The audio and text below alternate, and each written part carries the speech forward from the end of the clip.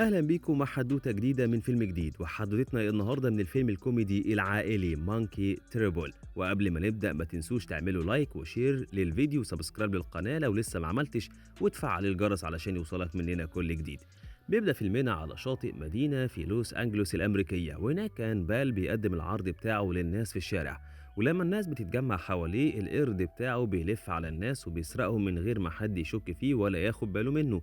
وساعتها بيجي اتنين من بتوع المافيا، درايك وتشارلي. ولما درايك بيجي يدي للقرد دولار، القرد بيقرب منه ويلعب معاه ويسرق ساعته الذهب. وفي الحقيقة ده كان اختبار من الراجل، وبيقول انه عاوزه في شغلانة هياخد فيها 50,000 دولار.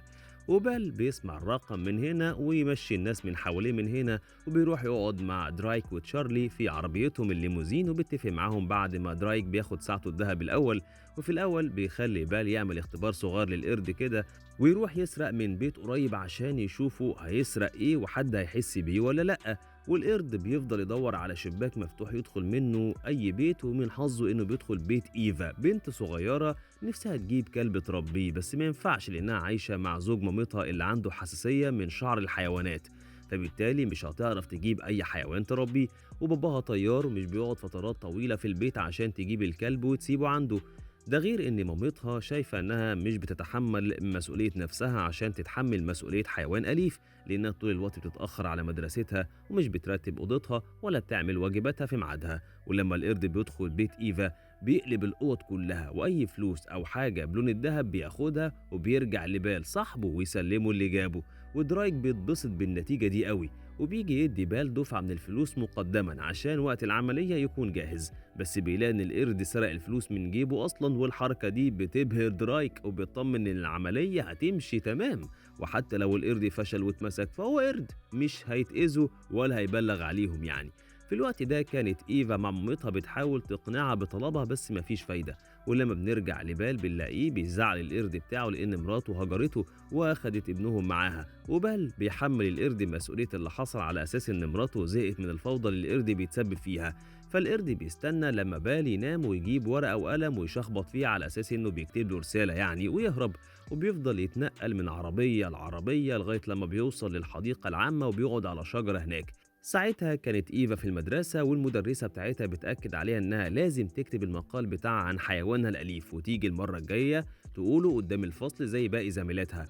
واصلا ايفا بقالها شهر بتأجل في الموضوع ده لان ما عندهاش حيوان اليف، ومكسوفه تقول كده عشان ما حدش من زميلاتها يتريق عليها. ولما ايفا بتيجي مروحه بتمشي من المنتزه، وساعتها القرد بيظهر لها.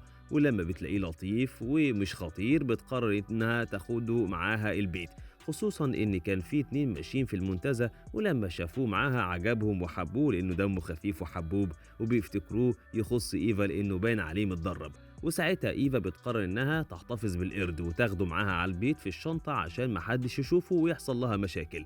وبتدخل اوضتها على طول تلعب مع القرد وفرحانه بيه. اما بال كان دايخ وبيدور على القرد بتاعه مش لاقيه، واللي بيجننه اكتر ان درايك بيكلمه ويحدد معاه ميعاد عشان يقوموا بعمليه السرقه. فبيروح لبيت مراته ويشوف القرد ممكن يكون راح لابنه ولا حاجه، بس مش بيلاقيه برضه، وبيدي لابنه فلوس كتير يشتري اللي هو عاوزه ويمشي. وإيفا كان باين عليها تغيير ملحوظ، ومامتها حست بكده لما ما بترضاش تتفرج على البرنامج اللي بتحبه وتقعد في اوضتها بحجة انها بتعمل الواجب. وفي الحقيقة كانت بتدرب القرد وتأكله وتلعب معاه. وكمان الصبح لما بيجي ميعاد المدرسة مامتها بتروح تصحيها تلاقيها صحت وفطرت ورتبت اوضتها وماشية في هدوء من غير الحركات اللي بتعملها كل يوم الصبح دي. وعشان إيفا تبقى مطمنة على القرد إن محدش هيشوفه بتاخده معاها وهي رايحة المدرسة، وتعدي على واحدة صاحبتها في محل فاصل حيوانات وتقول لها تخليه عندها وهي في المدرسة لأن باباها جايبه لها هدية وعاملاها مفاجأة لمامتها اللي لسه ما تعرفش عنه حاجة لغاية لما تقول لها. وبعد المدرسة إيفا بتعدي عليها تاخد القرد وبتروح المكتبة عشان تقرا كتب عنه وتعرف بياكل ايه وبيحب ايه وبيخاف من ايه. وبتكتشف ايفا ان الحاجات اللي فصيلة القرد دي بتعملها مش مختلفة عن اللي البشر بيعملوها كتير من حيث علاقاته الاجتماعية والأمومة وكده. وفي الوقت ده كان بال لسه ماشي بيدور على القرد وبيعمل اعلانات وبيلزقها في كل مكان عشان اللي يشوفه ولا يلاقيه يرجعهوله. وفي يوم ايفا كانت محتارة تعمل ايه لان المفروض يعدي عليها وياخدها معاه تقضي الاجازة الاسبوع، بس المشكلة هتودي القرد فين وباباه ما يعرفش بيه أصلا ومش هيوافق إنها تحتفظ بيه من ورا مامته.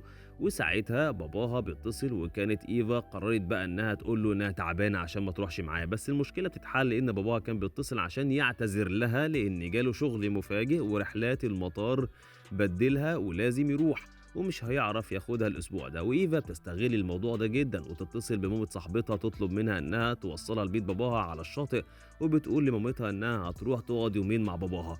وبعد ما بتفطر مامة صاحبتها بتعدي عليها تاخدها وتوصلها لبيت باباها، وبنكتشف ان بيت باباها في المنطقة اللي بال عايش فيها وكان بيقدم عروضه هناك على الشط. ولما ايفا بتوصل البيت مش بتعرف تدخل لان باباها قافل الباب وطبعا هي مفيش معاها مفتاح. وساعتها القرد بيدخل من شباك ويفتح لها الباب تدخل، بس بتتفاجئ ان التلاجة فاضية ومفيش في البيت اي حاجة تتاكل بما ان باباها مسافر على طول ما بيقعدش في البيت. وساعتها ايفا بتقرر انها تاخد كابتشينو ويروحوا على الشط يعمل عروض للناس وتاخد فلوس تشتري بيها الاكل. وقبل ما تعمل كده بتروح الجراج تطلع العجلة بتاعتها وتركب لها كرسي بلاستيك صغير عشان القرد يقعد عليه بدل ما هي حاطاه في الشنطة على طول، بما انهم بعيد عن اهلها فمفيش حاجة تخاف منها لو حد شافه معاها. وبتروح ايفا على الشط فعلا وفجأة القرد بيشوف بال من بعيد فبيخاف وبيدخل شنطة ايفا وبيستخبى، بس هي بتقف بالعجلة وتطلعه من الشنطة وتقول له ان مفيش حاجة هنا يخافوا منها، وبتفتكر انه خايف من زحمة الناس ولا حاجة، بس الحقيقة انه خايف من بال يشوفه. وإيفا ماشية بالعجلة ومعدية جنب بال، القرد بيشوفه وبينزل من على العجلة بسرعة قبل ما بال يشوفه ويستخبى تحت كرتونة كانت على الأرض ويمشي بيها على الشط. بس لما بيخرج منها بال بيشوفه بيجري وراه على الممشى كله وكان خلاص هيمسكه لولا إن القرد جري بسرعة وركب في طيارة شراعية كانت فيها بنت بتطيرها. وساعتها بال بيوقع الطيارة ويجري ناحية القرد، وفي اللحظة دي كانت إيفا معدية بالعجلة وهي كل ده فاكرة إن القرد وراها على العجلة، فالقرد بيركب العجلة وراها بسرعة. وبال بقى اتقابل في درايك وتشارلي اللي بيشدوه من هدومه على الليموزين لأنهم فاكرينه بيتهرب منهم اليومين اللي فاتوا دول بعد ما أخد منهم الفلوس عاوز يخلع ولا حاجة. بس هو بيصلح الموقف وبيتفق معاهم على يوم تنفيذ العملية وبياخدوه على القصر اللي هيسرقوه عشان يبقى عامل حساب كل حاجة. وإيفا كانت عاوزة فلوس بأي طريقة فبتقف على الرصيف ولما اتنين بيخلوها تصورهم ويدوها دولار بتفرح جدا وبتقرر انها تخلي القرد يعمل عرض للناس وتلم الفلوس، بس ساعتها القرد بيعمل اللي متعود عليه ويدور على الناس اللي واقفة يسرق منهم فلوسهم. وواحد من اللي واقفين ساعتها بيلاقي ان محفظته اتسرقت فبيفتكر ان في حرامي وسط الناس وده بيخلي الناس تتفرق وكله يتأكد من فلوسه. بعدها إيفا بتاخد القرد في شنطتها وتروح السوبر ماركت تشتري اللي هي محتاجاه، وساعتها القرد بيعمل لها مشكلة لأنها وهي ماشية تختار اللي هي عاوزاه كان هو في الشنطة يمد إيده وياخد من اللي محطوط على الرف.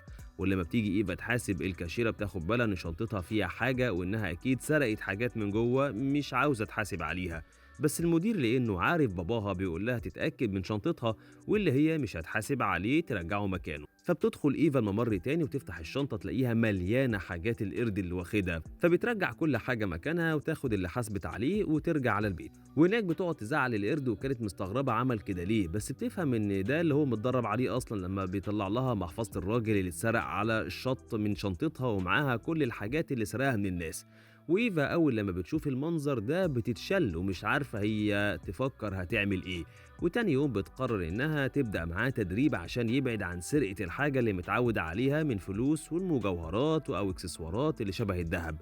بس إيفا بتلاقي إن المهمة دي مش سهلة زي ما كانت فاكرة، وطول الوقت بتخيره بين الأكل والفلوس أو اللعب فبيختار الفلوس، وإيفا بيجيلها إحباط من اللي بيعمله ده. ساعتها كان بال ماشي يدور في المنطقة ويسأل كل اللي يقابله على القرد الصغير وبيعرف انه مع ايفا، ولما بيسأل عليها في السوبر ماركت البنت الكاشير بتحكي له على الموقف اللي حصل من ايفا وتديله عنوان باباها، وبال بيروح لها على البيت بسرعة وبيدخل بالعافية عشان ياخد القرد، بس ايفا كانت في الوقت ده كلمت شركة التاكسي عشان يبعتوا لها عربية تروحها البيت، ولما التاكسي بيوصل بتركبه بسرعة وتفهم السواق ان بال ده باباها وهي بتسلم عليه من بعيد وتدفع الفلوس كاش عشان السواق يمشي بسرعة. بس كانت قبل ما تركب التاكسي فكت الوصلة اللي بين عربية بال والكرفان بتاعه، وأول لما ركب عربيته وطاردها على الطريق الكرفان بتتفك من مكانها وتخبط في شجرة والشرطة بتيجي، وبال بيتعطل شوية عشان المخالفة اللي اتعملت له ساعتها، وبعد شوية بيروح وراها المدينة وبيفضل يسأل كل اللي يقابله لغاية لما بيعرف من الاتنين العواجيز اللي كانوا بيشوفوا إيفا داخلة بالقرد محل الحيوانات الأليفة، وساعتها بيروح المحل ده وياخد القرد لما بيلاقيه هناك. وبعد شوية إيفا بتروح المحل بعد المدرسة تاخد القرد ومش بتلاقيه، وساعتها بترجع للمدرسة بتاعتها وتاخد رأيها المفروض تعمل إيه، والمدرسة بتنصحها إنها لازم تقول الحقيقة مهما كانت. وفعلا إيفا بترجع على البيت عشان تقول لمامتها إيه اللي حصل، بس مش بتصدقها، خصوصا إنها بتلاقي في أوضتها الحاجات المسروقة وبتتصدم في بنتها، فبتفتكر إنها هي اللي بتسرق من الناس. ولما إيفا بتقول لهم على القرد وإن هو اللي كان بيسرق زي المجنون وهي ما كانتش عارفة، محدش بيصدقها ولا بيقتنع بكلامها أصلا. وباباها عشان يجي يطمن عليها لأنها وحشته، ومامتها بتستغرب لأنها عارفة إنها كانت معاه الأسبوع اللي فات، بس باباها بيقول إنه كان مسافر، ولما بيسألوها كانت فين اليومين اللي فاتوا دول وهو كان مسافر أصلا، هي بتقوله إنها كانت في بيته. في الوقت ده كان بال أخد القرد وراح لديلان عشان يروحوا ينفذوا العملية، بس بيتفاجئ إن القرد اتغير وما عادش راضي يسرق، وده بيحطه في مشكلة مع المافيا لأنه أخد منهم فلوس كتير من قبل حتى ما ينفذ العملية. وبياخد القرد ويمشي وهو في الطريق، القرد بينط من العربية وهو مش بياخد باله غير بعدها بشوية لما واحدة بتنبهه. وبعد شوية إيفا بتتسحب وتروح على الحديقة تدور على القرد لأن صاحبتها كانت كلمتها وقالت لها إنها شافته بيجري في الشارع. ووقتها جاك أخو إيفا الصغير بيدخل أوضتها ويشوف القرد وبيروح ينادي لمامته عشان تشوفه هي كمان ويخليه يطلع من تحت السرير، وساعتها الكل بيشوفوا القرد ويصدقوا إيفا فعلا. وإيفا ساعتها بقى كان بال شافها في الحديقة وبيهددها عشان ترجع له القرد بتاعه ويقول لها إنه بتاع ابنه أصلا وإنه راح لها بس عشان هو بيحب الأطفال. ولما عيلة إيفا بتوصل القرد بيجري على إيفا بعد ما سرق المسدس بتاع زوج مامتها الضابط وبيضرب نار على بال، بس الرصاصة مش بتيجي في حد. وفي اللحظة دي كانت الشرطة وصلت لما داريك وتشارلي كانوا رايحين يقبضوا على بال لأنه ضحك عليهم وورطهم، بس الشرطة بتمسكه قبلهم وبيمشوا هم بسرعة عشان ما يدخلوش في سين وجيم. والظابط بيلاقي المسروقات مع بال ومن ضمنهم خاتم غالي اللي كان القرد سرقه من بيت إيفا في البداية. في الوقت ده كان ابن بال شاف القرد وبيقول لإيفا تسيب القرد يختار هيروح مع مين فيهم، بس الولد بيوري القرد أكل أو حاجة هو بيحبها ويخليه يجري ناحيته، وده بيخلي إيفا تزعل وتعيط، بس عيلتها بتهديها وتطمنها. وبيمشوا شوية وبيلاقوا القرد رجع لها تاني، وساعتها بيسمحوا لها إنها تحتفظ بيه لأنه فعلا كان له عليها أثر إيجابي. وتاني يوم بتاخده معاها المدرسة هو وأخوها جاك علشان تقدم المقال بتاعها عن حيوانها الأليف. وبكده بيخلص فيلمنا وحكايتنا النهارده. ما تنسوش تدعمونا باللايك والشير، وما تنسوش تشتركوا في القناة وتفعلوا زرار الجرس علشان يوصل لكم مننا كل جديد.